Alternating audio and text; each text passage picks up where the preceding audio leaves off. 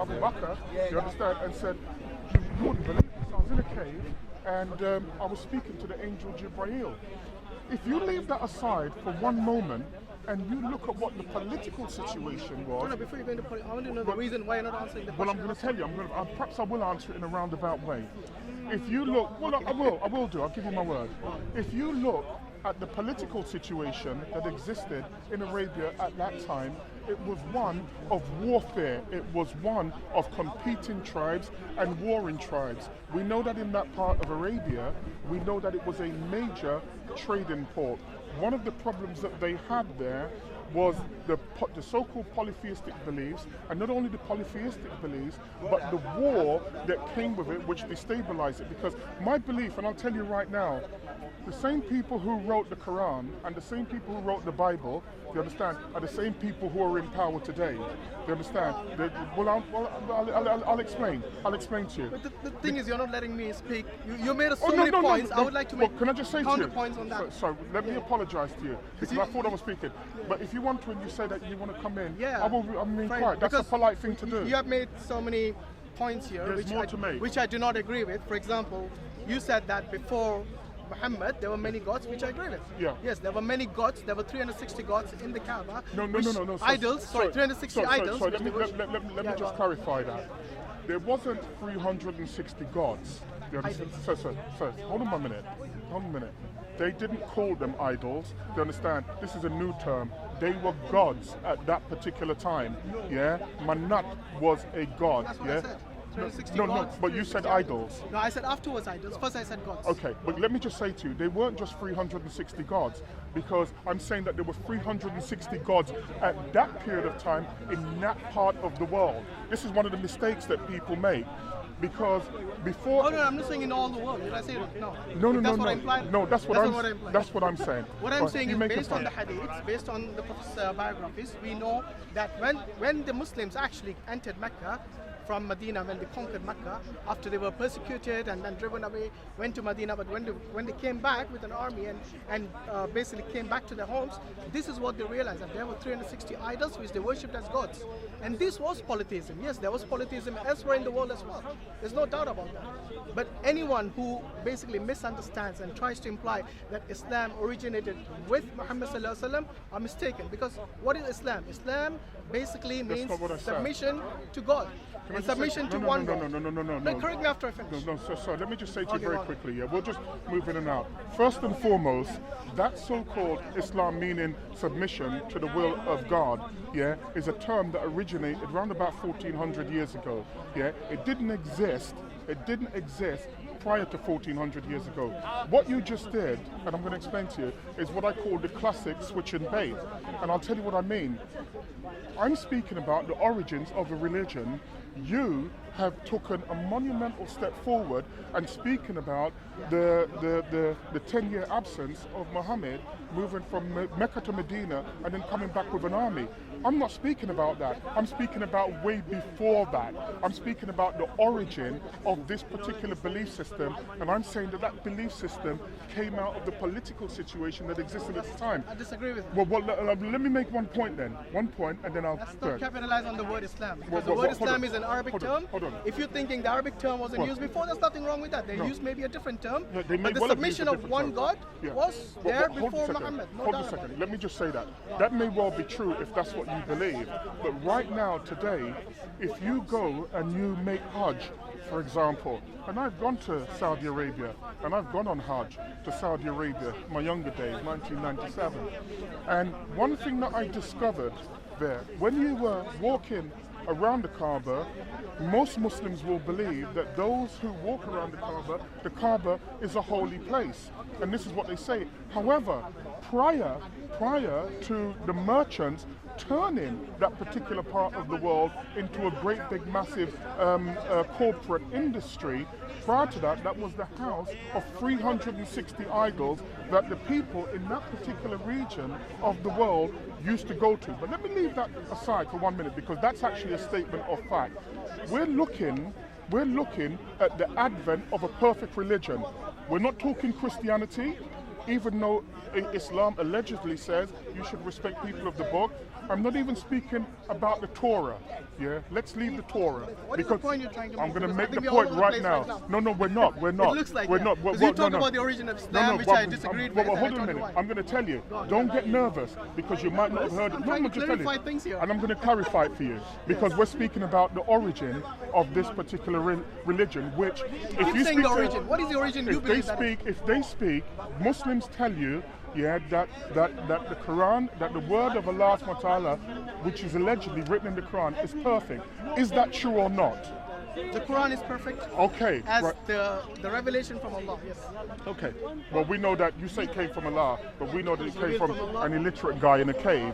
But that's here's your the point. perspective. Well, can I just say to you, it's actually a statement of fact. You might not like how I said it. You're saying yeah? that Islam basically originated with Muhammad based on the This- revelation this that is he revealed. Let me finish it.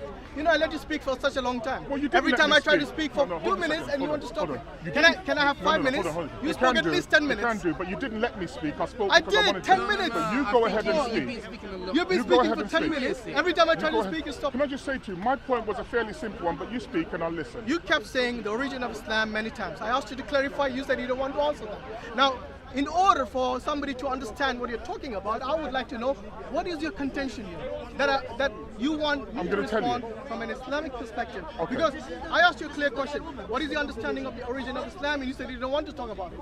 You don't want to respond to that.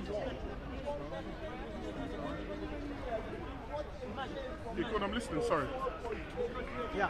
So what is the point that you want to respond to? What is the key point that Well, I'm going to tell you. you want to discuss here? Can I just say to you? Go on, please. I'm going to be honest with you.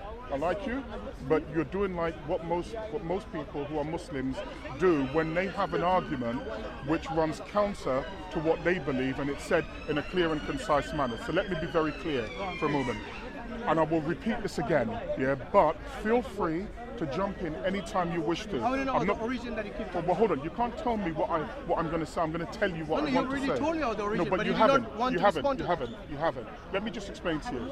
The point that I was making, and you're not going to move me off this point, is a very simple one. What is the point? That's You wrong. said, well, hold on, you're going to keep saying the same No, but I thing, wanna know the and point. then you're going to hold it You're all up. over Do you the place understand? right This is tiring me out. Do you understand? The point that I was making is a simple one. It is said that the Quran is perfect. It is said that the religion of Islam is perfect. I want to put that to the test and ask you a question. I mentioned earlier when I had a conversation with my daughter that whatever you find in the microsome, you find in the whole. So Muhammad receives this revelation. Muhammad goes to Abu Bakr, yeah, who is his father-in-law. He goes to Abu Bakr and he tells him about this religion.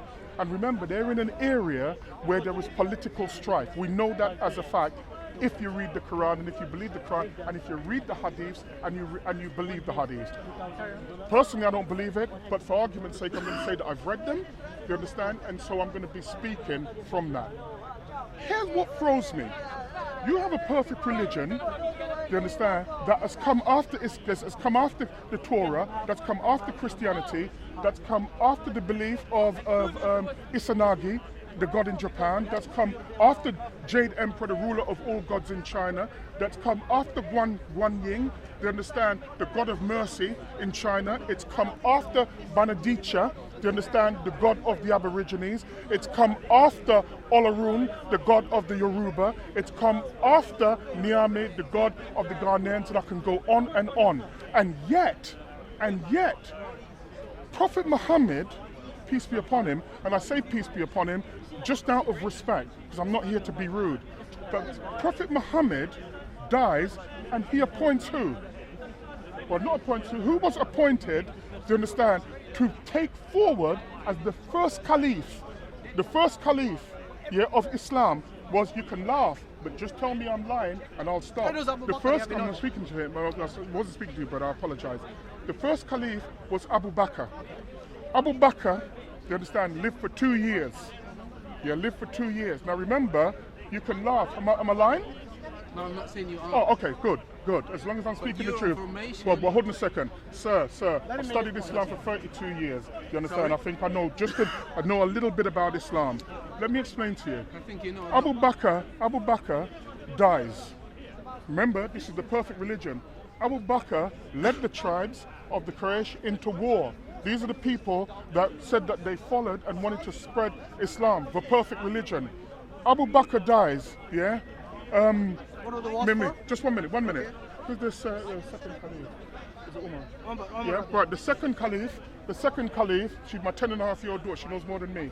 Yeah, the second caliph is Umar, from the religion of peace, the perfect religion. Umar survives for practically no time whatsoever, and the followers of the adherents of peace murder Umar. That's the second caliph. The third caliph was Uthman. Yeah, Uthman, you understand? Was also a warrior. Yeah, trying to spread Islam. This is what he did, just like Umar. Uthman, who's the third caliph of Islam, is murdered. Remember, this is the religion of peace. And remember, whatever starts in the microcosm, you find in the whole. The fourth caliph is Ali. Ali, many people believe, many people, especially if you speak to the Shia and you speak to the Twelvers, you understand, they will say to you that Ali should have been the first caliph, being the cousin of Muhammad and being his secretary. This is what they say. I'm not secretary. What? When I say secretary, his companion. That's an insult to Ali, you know. No. He's not his secretary. He was one of his companions. He was his cousin. It's semantics. Yes. He was the closest person. Not semantics. In my company. Anyway, what is the point? No, hold on a minute. There were wars in Islam. Hold on. You said we're talking about the religion. The religion of peace we're speaking about. When you say peace, it doesn't mean there were no wars in this religion. Of course there were wars. Which is the perfect religion. Yes. Guess what happened with Ali? From the religion of peace. Ali is on the floor and he's prostrate in prayer. And Ali, from the religion of peace, the fourth caliph of Islam, is murdered. Is murdered again. Remember, this is all from the lineage. Just hold on 1 minute.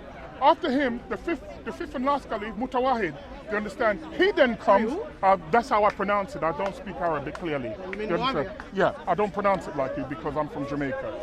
So excuse me. Now, I should ask my daughter because she's cleverer than I am, I can tell you that. But the point that I'm making is that, so from the beginning of the spread of this religion, it's been rooted in terror and murder.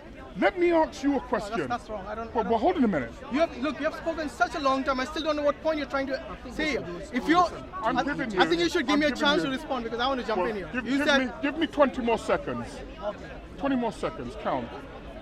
The point that I'm making is that the root of this religion, after the so-called death, and even during the death of Muhammad, has been rooted in murder and terror amongst his own adherents. You understand? That is an absolute fact. So when today, in 2016, a Muslim comes and says that my belief is a righteous belief, it's the one belief in the world, and we believe, I say that's good for you, because everyone, seemingly around the world, has a God. And I will have respect for that belief. What you can't do is say that that belief is so powerful that everybody else should have it. That I won't accept. Okay, fine. It's your opinion. I mean, if you don't want to accept, that's fine. At the end of the day, yes, there were wars in Islam during its history, during its early history, and even later history. There's no doubt. I will not say there were no wars. And when you say the peaceful religion, it doesn't mean it was all rosy from the very beginning. You know, when Prophet ﷺ, from the very beginning, since his parents died, since his uncle and his grandfather died, yes, he had been on the receiving end. He and his people, the early Muslims, were driven away from Mecca, from their own houses. They were persecuted to the point where they had to basically run away from their own homes. What has that got to do with the origins of him being in the cave? You're trying to imply it was all just rosy. It was I'm all wars and terror. I'm coming to that. I'll let you speak. Let me speak now. So what I'm saying is that yes, they were driven away, they were persecuted, and the same thing if you look at other religions. If you look at the time of, for example, the time of Jesus, yes, he was persecuted. The people that were with him, they were persecuted. To be honest, I don't think any prophet from the past, yes, who has not been persecuted by the people that he ever. For example, why do you think Noah had to build an ark? Because he was also persecuted by the people. He was trying to convey the message. Now we go back to history and we look at all the prophets. Most of them had to face this persecution from the people. Prophets? Noah, I give an example of Noah, I give an example of Jesus, example of Moses. The Pharaoh wanted to basically kill all the Hebrews and the Jewish people at that time, and they were persecuted. So Muhammad sallallahu alaihi wasallam and his companions were no exception to this persecution. Because when you spread the truth, when you want to spread saying, yes, believe in one God, not this 360 idols, do not believe this paganism, I would call it paganism because it involves idol worship. Based on what? That's fine. We'll do the. Sir, let me finish and then you can interject, my friend. Based on what? Because what you're doing now, you're proselytizing. Do you understand? And you're not giving an answer. I will give an answer to the question in my way, if you don't mind. Yeah, but let me just say. If you stop interrupting me, then I can finish. Sir, I did not interrupt you. With all due respect, you've been speaking here at least 15, 20 minutes. Interrupt me. I told you can. No, but I don't want to. That's not how I dialogue. That's not the point. That is the point. It's Hyde Park. We can't get a point across if we keep interrupting. And this is the problem that I have with Muslims. Which is what? Let me tell you what happens.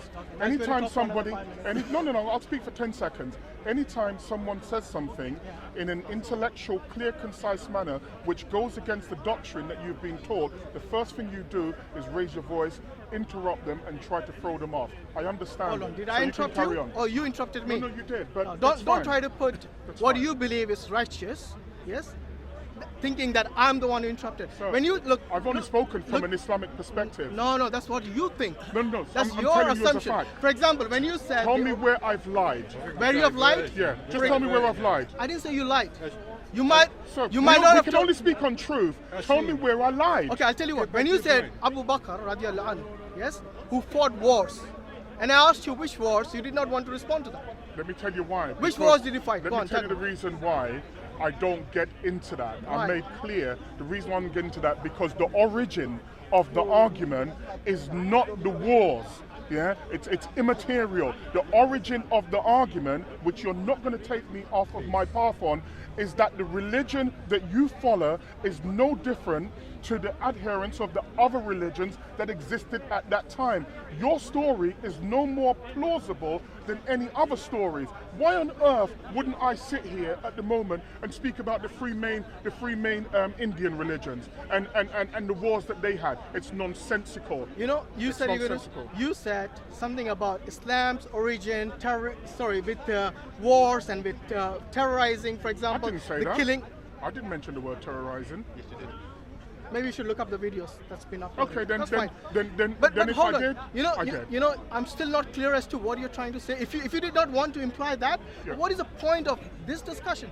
You tried to imply that Islam's origin wasn't peaceful, in other words. Is that what you're trying to say? Isn't that what you're trying to say? No. It's no. You can't put me in a place. I'm saying. I'm asking you. I'm not telling you. I'm saying amongst many other things, amongst any other things, I would have expected that if someone makes a claim, a claim that no other religion that I've ever heard of makes, whereby it says that there is no other prophet, after Muhammad, and I'm saying that's an incredible claim.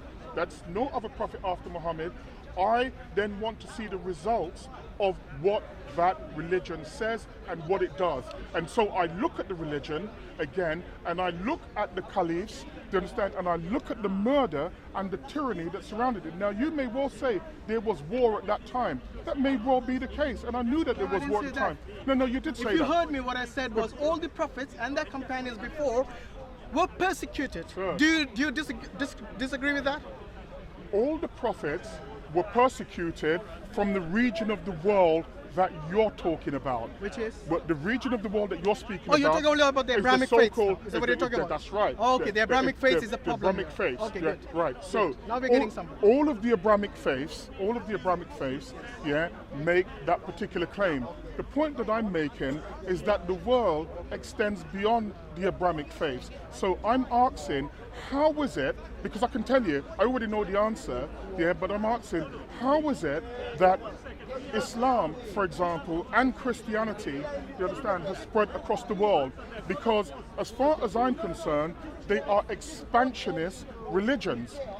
They are expansionist religions. There is a reason today.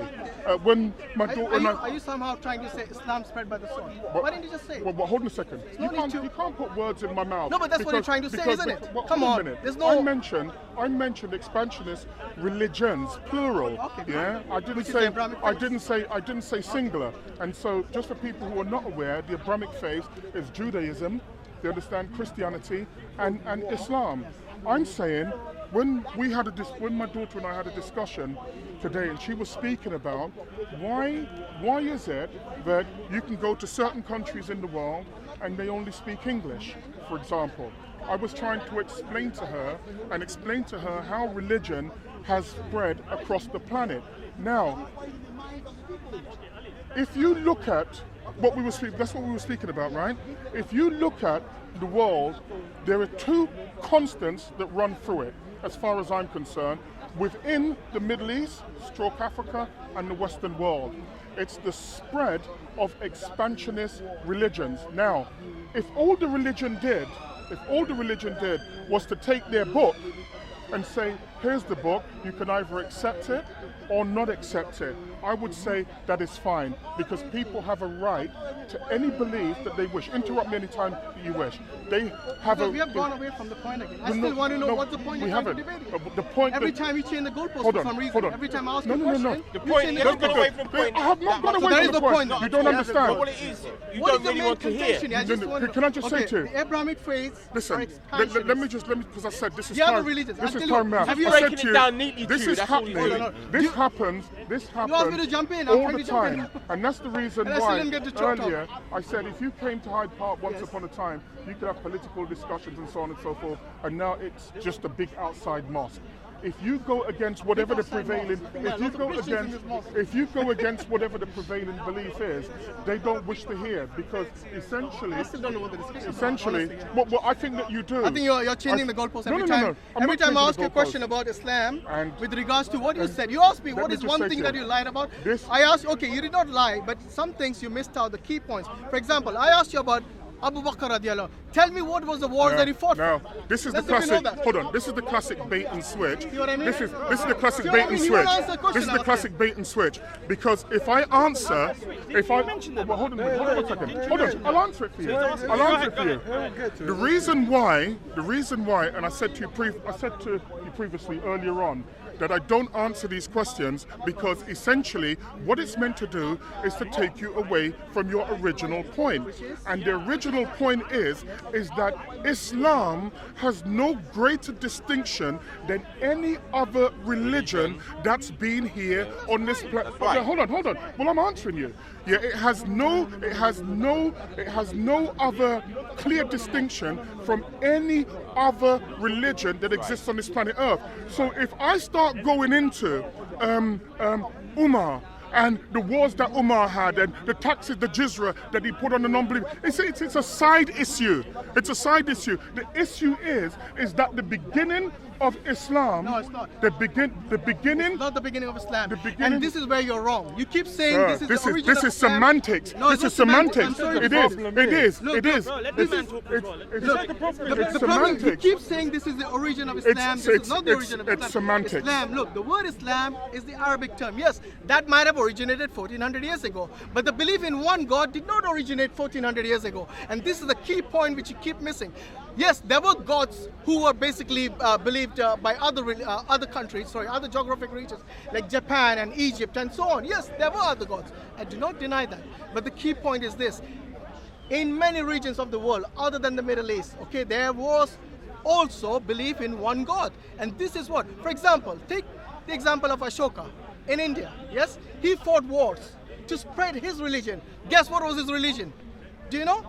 I've no idea. Buddhism. Yeah. Yes, this was a Buddhist king in India who was an expansionist, and he expanded. You see, before the United Nations, what was the rule of law? Basically, anyone who captures a land, they would rule it by their principles, by their doctrines, by their laws. And this is what happened. It was might is right. And this, regardless of whether it was in Africa In Mexico, in Americas, in Australia, whatever the people were at that time, in the Middle East, yes, the rule was might is right at that time. They did not have defined borders like the way we have today in the United Nations, since the United Nations. Islam started from the time of Adam, from the time who basically submitted to one God. Anyone who submitted to one God is well, you can say you can call me a liar by using flowery language. But what I'm saying is this: believe in one God. Adam never had to believe in I'm actually going to Muhammad. call you a liar.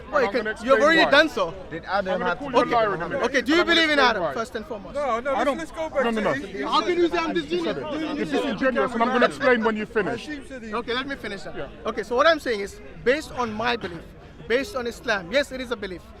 And this is what I'm saying. We believe, just like other Abrahamic faiths, that the first man was Adam. And this first man believed in one God. And to me, that is Islam. To believe and to submit in one God is basically what Islam is. It did not originate with Muhammad, as many people misunderstand. And like I said, every prophet, every messenger had to face this persecution. Nothing new. Right, let me just say to you, I hesitate to say it, but you're a liar. And I'm going to tell you why you're a liar. Well, I'm going to tell you that where you use semantics, in order to take people away from what I was saying and then bring up something that didn't exist, you're a liar. And I'm going to tell you why. I'm going to tell you why. When you speak about Islam, meaning the submission to the will of Allah, you understand? That's fine. You can say that, but that came about 1400 years ago. Let me explain to you why I say that first and foremost. Prior to that, in Arabia at that time, we know, and you've already admitted, that it was a mixture of polytheists. Do you understand? This is Open up your mind.